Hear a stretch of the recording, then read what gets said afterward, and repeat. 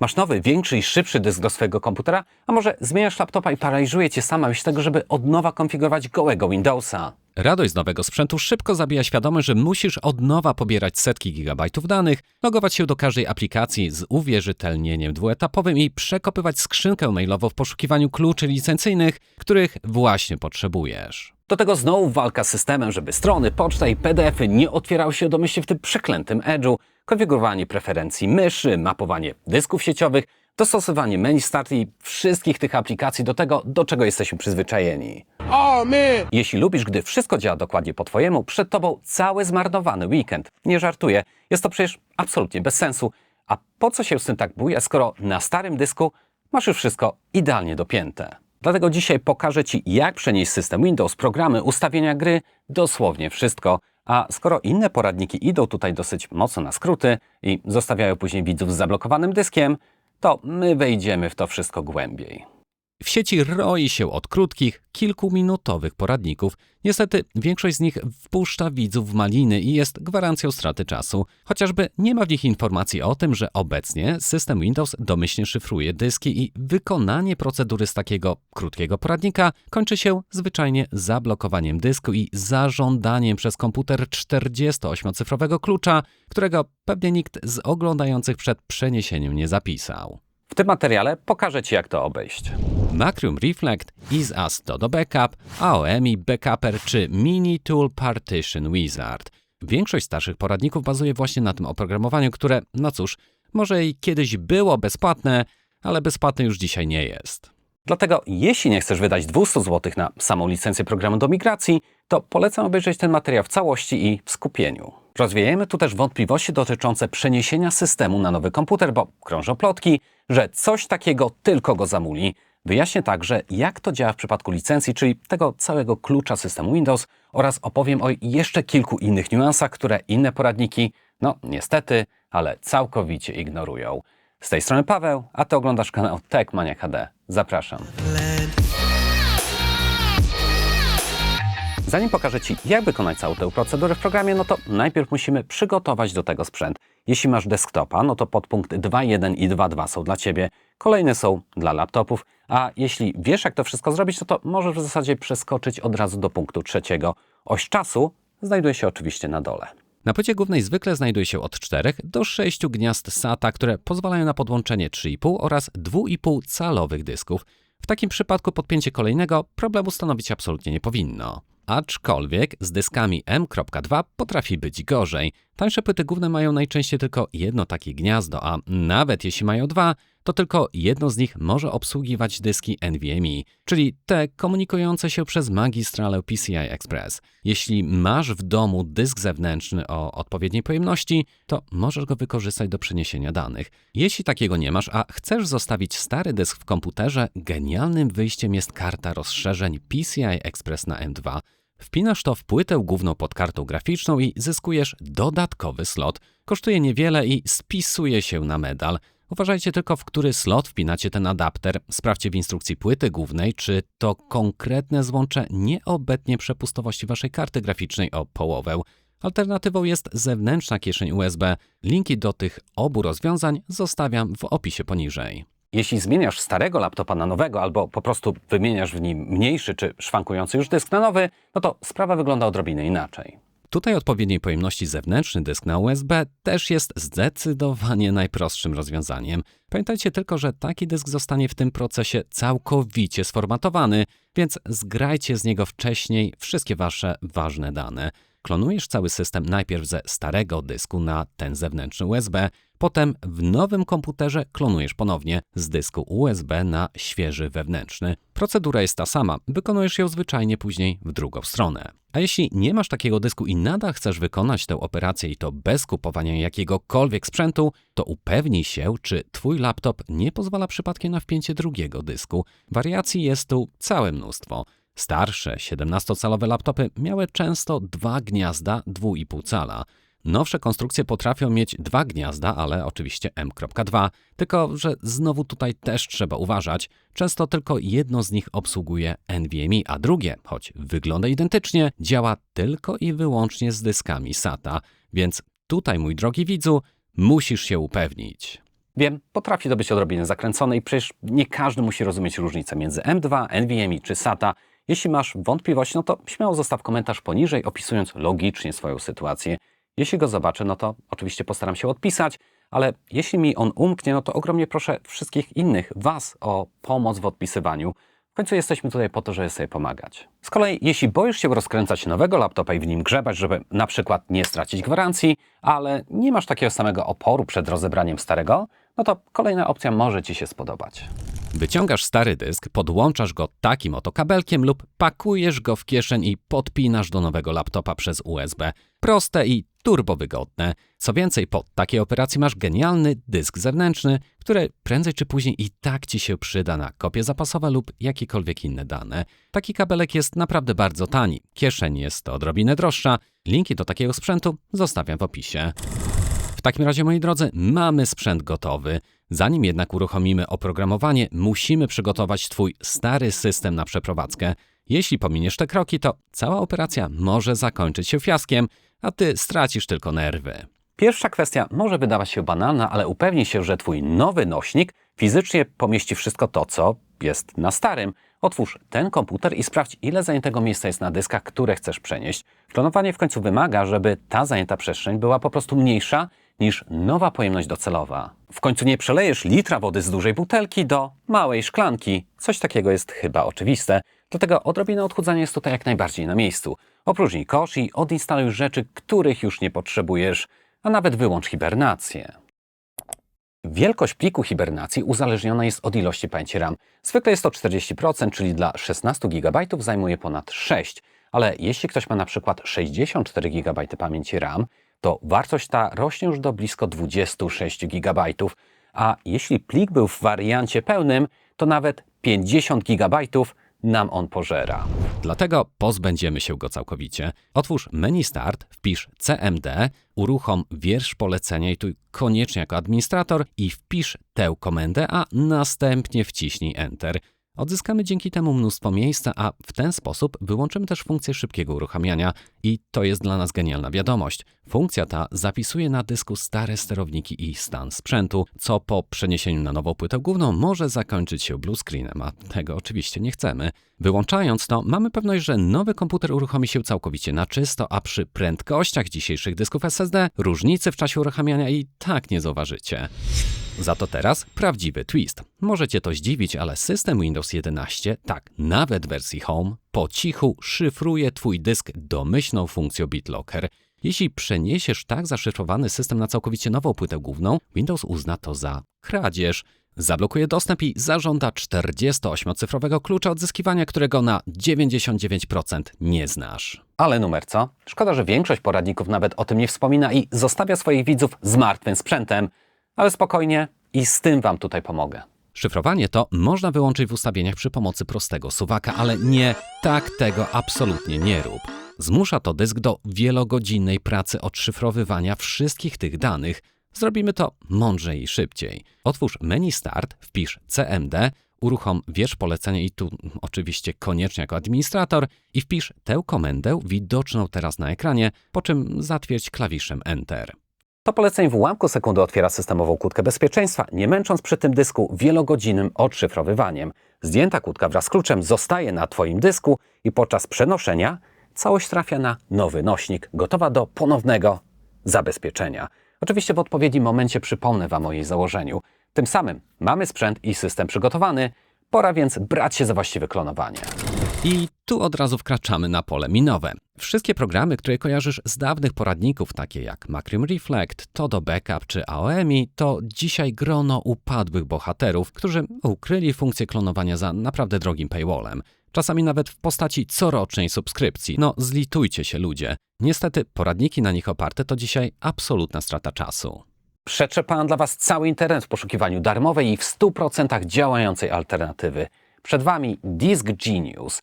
Może ma odrobinę bardziej surowy interfejs, ale jako jeden z ostatnich na rynku załatwi sprawę przeniesienia systemu i to całkowicie za darmo, niezależnie od tego, jak podłączycie swój nowy dysk. Okej, ale co jeśli kiedyś i ten program schowa klonowanie za paywallem?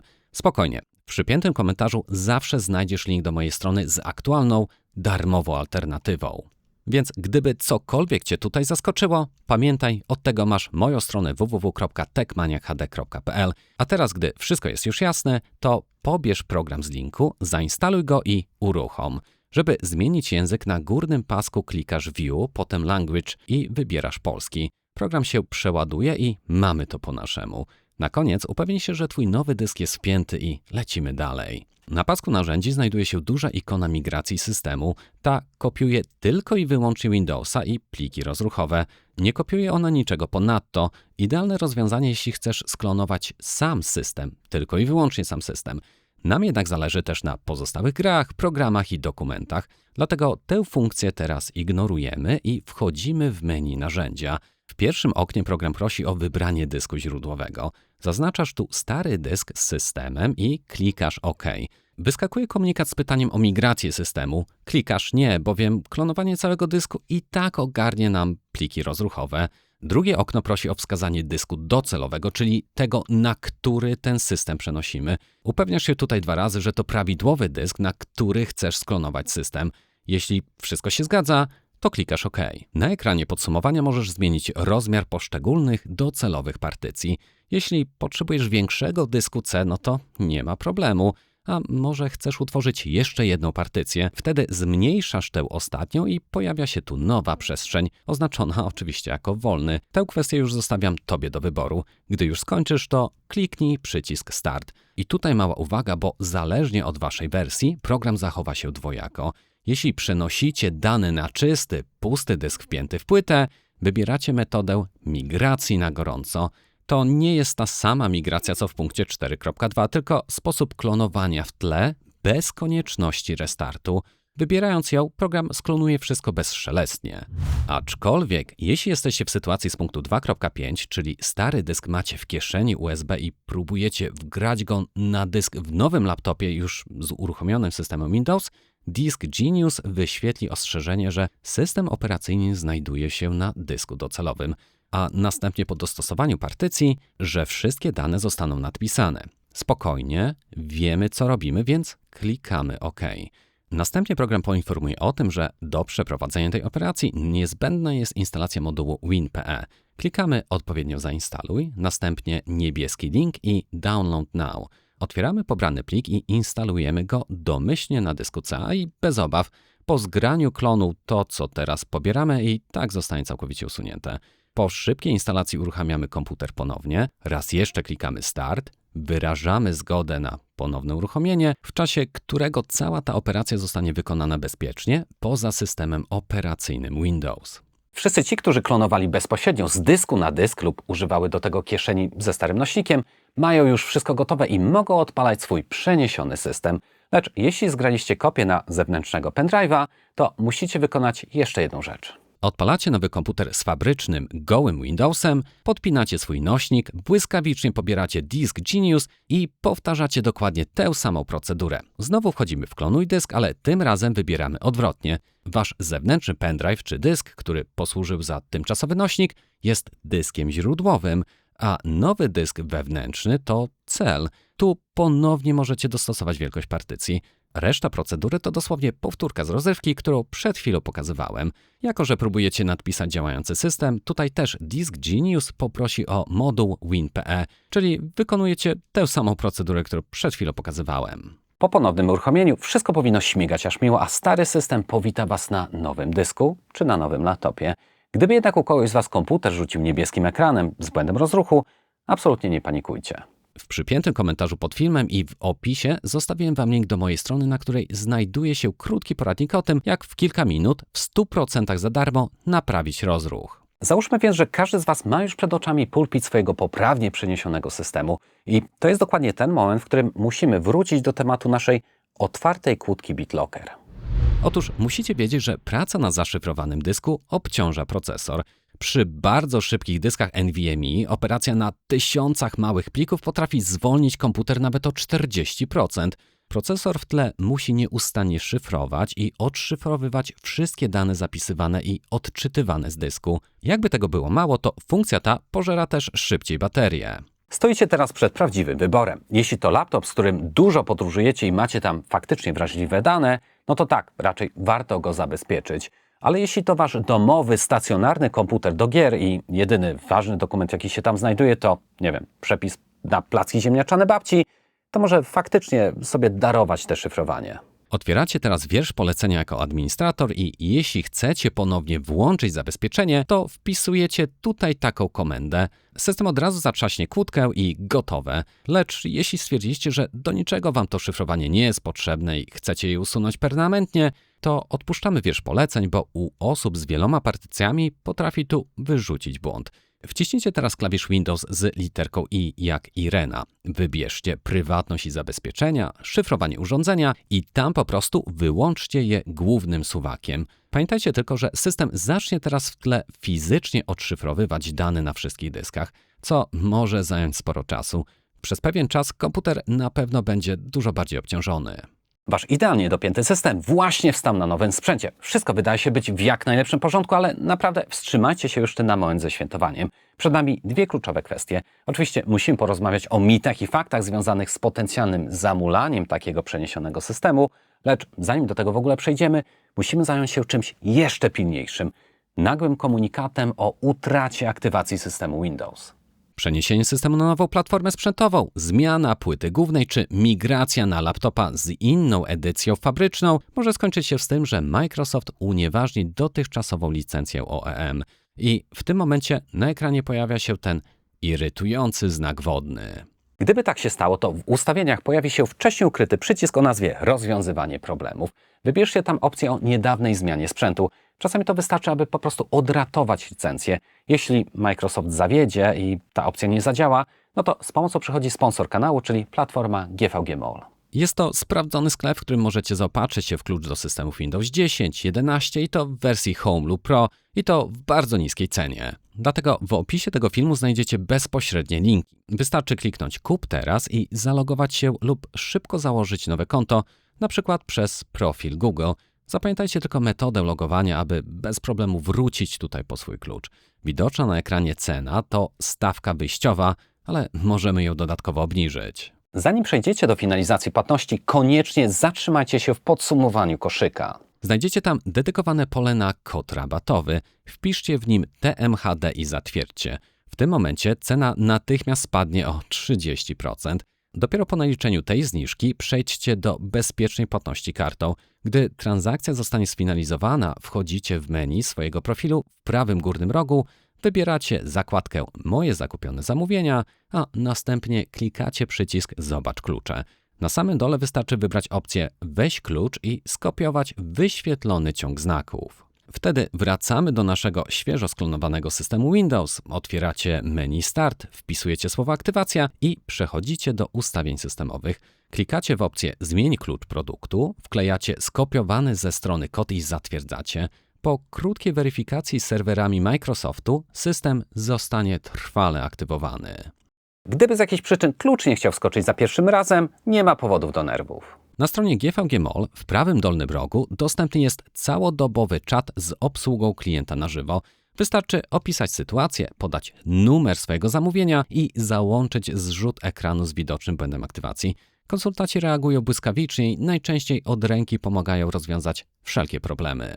Musimy się jeszcze rozprawić z absolutnym klasykiem. Zapewne nieraz słyszeliście od starszych kolegów, że klonowanie to zło, że system będzie zamulał, że sypnie błędami i że jeśli chodzi o nowy sprzęt, w grę wchodzi tylko świeży format. I wiecie co? Mają rację. Tak, mają rację, ale tylko w przypadku, jeśli przenosicie Windowsa 9.5, 9.8 XP czy nawet 7. Na tych systemach zmiana płyty głównej czy przesiadka z procesora Intel na AMD była totalnym strzałem w kolano i murowanym blue screenem. Jednakże począwszy od Windowsa 10, system Microsoftu to zupełnie inna bestia. Przełożenie dysku na nową platformę to dla niego chwila dostosowania się do innego otoczenia i wszystko śmiga. Oczywiście, jeśli wasz poprzedni system był w fatalnym stanie i zawalony gratami, no to sklonujecie dokładnie ten sam bałagan. Dlatego na początku poradnika wspominałem, żeby wyrzucić wszystko, czego nie potrzebujecie i ogólnie odchudzić system. Ale spójrzmy na to logicznie. Jeśli przenosicie system z 10-letniego laptopa z dwurdzeniowym procesorem i super wolnym dyskiem, to nawet jeśli ten Windows działał tam naprawdę uciążliwie wolno i miał już trochę zbędnych kilogramów na boczkach, to na nowym sprzęcie z wielokrotnie szybszą pamięcią RAM, z procesorem, który ma 16 wątków i 1000% więcej wydajności, przy połowie poboru energii, ta odrobinka ekstra sadełka nie będzie żadnym realnym balastem. Można też twierdzić, że goły Windows wczytuje się i działa o wiele szybciej. Jasne, ale przez pierwsze 3 dni, czyli dopóki nie zainstalujecie z powrotem wszystkich 7 klientów do gier, dysków w chmurze, innych przeglądarek, Discorda i całego tego dodatkowego, niezbędnego dla Was softu, który pewnie i tak uruchamia się wraz ze startem systemu. Z tym wszystkim Wasz świeży, 3-dniowy system będzie działał z niemal identyczną sprawnością co ten, który właśnie bezboleśnie przenieśliśmy.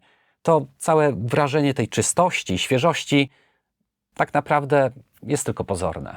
A skoro mowa o szybkości startu, czas na ponowne włączenie funkcji szybkiego uruchamiania. Odpalacie wiersz polecenia jako administrator i wpisujecie tę oto komendę widoczną teraz na ekranie. Kiedy funkcja znowu działa, możecie od razu zmniejszyć gigantyczny rozmiar tego pliku, wpisując drugą widoczną teraz tutaj komendę. Wygeneruje to zoptymalizowany bufor na poziomie 40% waszej pamięci RAM, tym samym oszczędzając gigabajty miejsca, a system będzie szybciej wstawał.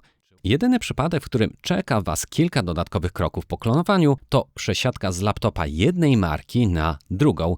Na przykład jeśli przesiadacie się z Lenovo na Asusa, wtedy wystarczy odinstalować oprogramowanie poprzedniego producenta i zainstalować nowe. I wiem, wygląda to jak dodatkowa robota, tylko że wyciągając z pudełka kompletnie nowego laptopa, system i oprogramowanie producenta mogą mieć już nawet kilkanaście miesięcy, więc ten i tak będzie mielił setkę łatek do Windowsa wraz z oprogramowaniem producenta i co gorsze, Wy wręcz będziecie musieli wywalać mnóstwo syfiarskiego softu, który producent umieścił tam na tym nowym komputerze bez Waszej zgody. Dlatego na takim nowym laptopie z pudełka, przynajmniej na samym początku, jest często więcej roboty i mulenia niż mogłoby się wydawać. I teraz dla wszystkich widzów, którzy oglądają moje materiały w całości i mają laptopa marki Asus, mam mega pro-tipa. Otóż darujcie sobie ten toporny soft Asusa. Mam tu na myśli Armoury Crate, MyAsus i wiele innych zamulających od nich usług wypełnionych telemetrią.